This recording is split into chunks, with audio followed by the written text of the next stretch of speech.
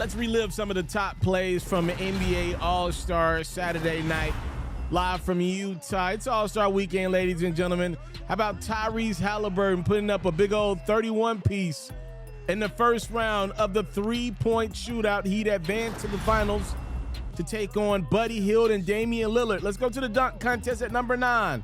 Jericho Sims puts his whole elbow in the rim.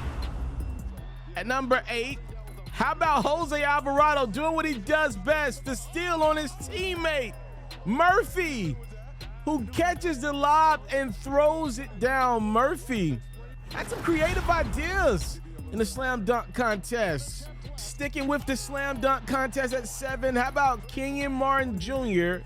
head ends on the other side of the rim. That's a pretty ridiculous dunk. Back to the three-point shootout. The finals came down to Buddy and Dame. Lillard would win by a point. He's your new three-point champion. Trey Murphy had Alvarado lob him up last time. This time around, it's the self alley-oop. Murphy, though, would not win because this is your winner.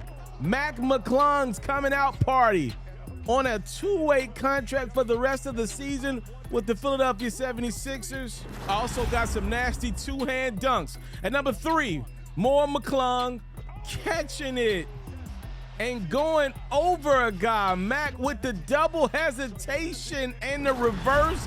Come on now, Mac.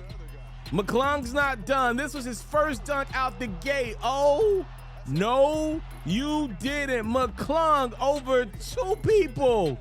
Watch out for your head top. And at number 1 in the hood, the dunk that won it for Mcclung.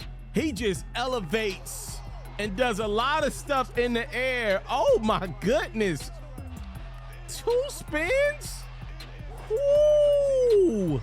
Mcclung, your 2023 Slam Dunk champion. Let me know what you thought about Saturday night in totality for All-Star Weekend 2023. I thought it was cool.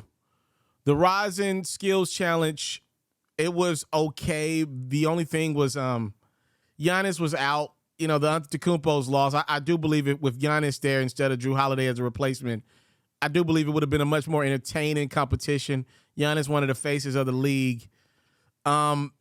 Guys were not making shots in the Rising Skills Challenge. We didn't show it there, but it wasn't really a lot to show because a lot of guys just weren't making shots in the Rising Skills Challenge.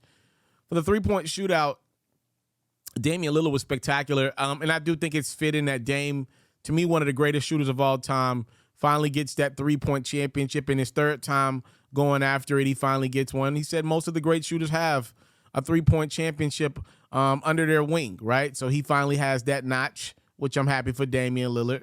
I'll get back to Dame and the three-point contest in a second, but real quick, Mcclung did his thing. I'm not surprised one bit. If you follow like the Ball is Life, if you come from that era, I'm 29. I mean, I've been watching Ball is Life and House of Highlights for years now. You knew who Mcclung was, and you're not surprised that he won this dunk contest. I mean, this dude's been throwing down ridiculous dunks on social media for years now. And congratulations to him. Hopefully this newfound fame will help him in his professional career. Obviously, he's got to be much more than just a dunker to get some minutes in the NBA. Hopefully he can find himself a spot in that Philadelphia rotation here this season or maybe next year. We'll see. I do want to get back to this three-point shootout versus the dunk contest, right? Because Adam Silver is holding out hope clearly for the dunk contest. He refuses to make the change, and I would have made it a couple years ago. I would switch the dunk contest with the three-point shootout. The three-point shootout will be the last event on Saturday night of All-Star Weekend. It clear as day is to me, it's the one that disappoints the least. Like, at the end of the day, guys are going to shoot, and this was a really tough competition. I mean, Dame won by a point. That's the kind of competition you're looking for in a three-point, in any type of All-Star Weekend festivity. That's what you're looking for right there. That's got the most anticipation. Again, the dunk contest in name and stature and legacy obviously still got that aura around it, but the actual product itself, I mean, Mcclung's barely played a couple minutes in the league, right? Like,